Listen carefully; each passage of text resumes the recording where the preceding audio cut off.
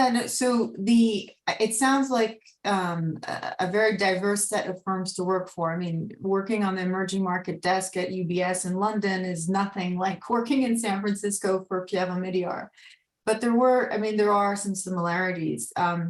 What I've discovered so a lot of people come to the world of ESG investing through public markets. And so you have the old timers and the people whose shoulders we sit on, which is Gita Ayer at Boston Common and Matt Patsky at Trillium, and the people who really founded and all, I was going to say, whether it's the nuns or other organizations who have really worked around shoulder activism. But I came to it through private debt and through private equity and venture. And then these two worlds met. And so my work at Omidyar was initially about funding microfinance institutions in India. Pierre Omidyar, just for those who don't know, is the founder of eBay. So he has a family office with multiple arms. He's a billionaire. He's not as public as a Bill Gates, et cetera, but he's done phenomenal work in the world of impact investing. And now today around issues of democracy, freedom of the press, investigative journalism, et cetera.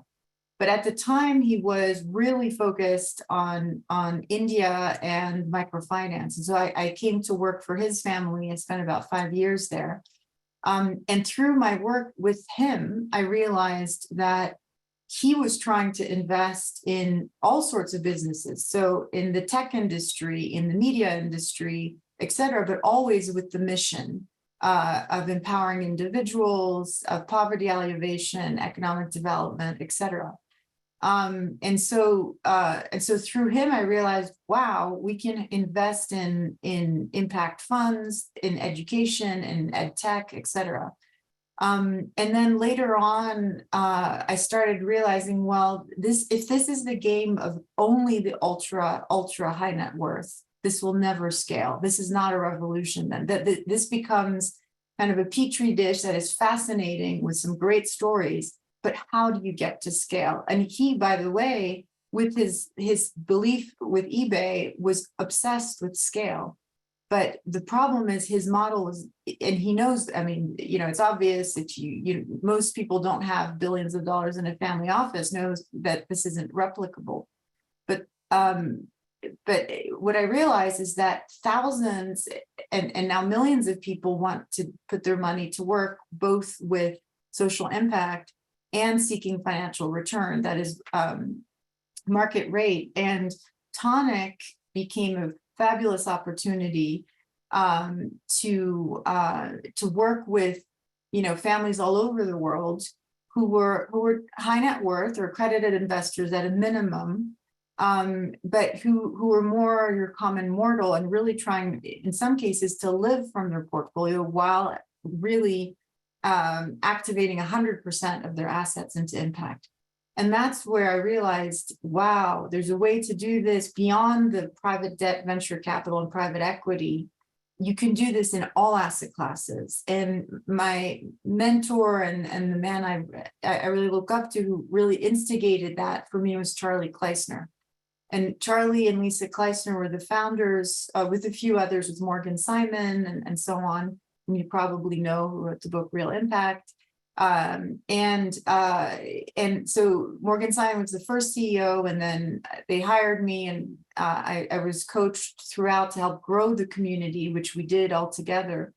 But at the time, what was really different was the thought that this is not an asset class, as Sir Ronald Cohen was proning out of London. It was a method and a lens through which you do everything. So how you vote, what car you buy, what food you eat, how you invest, who you bank with, which is also and a very low-hanging fruit, which I think is extremely powerful around ESG, but often forgotten. So, and of course, there are risks that have come to the fore with the SVB crisis and so on, and rollback of regulation. But the point is, through Tonic and through the leadership of Charlie Kleisner, and others, it really opened my mind to this is something you can do in all asset classes. And then I'll cut it short. That's how I got into wealth management, because I thought the vector for change then is the ability to align investments towards the mission of the asset owner in all asset classes, and that there's no need for that cognitive dissonance where a portion of what you do is mission aligned, the rest is impact agnostic, or even worse, countering what you're doing on the impact carve out or in your philanthropy.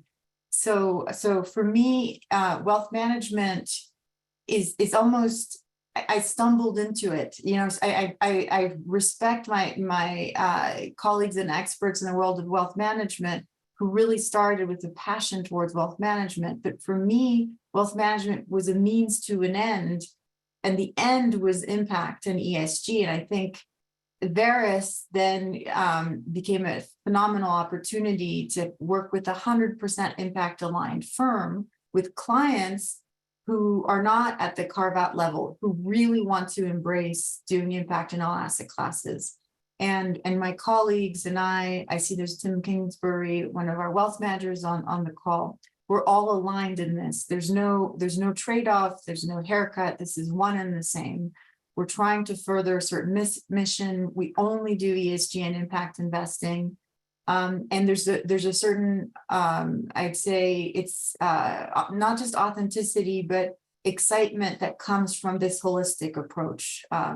Because it's not whether we do it, it's how we do it and how well we do it.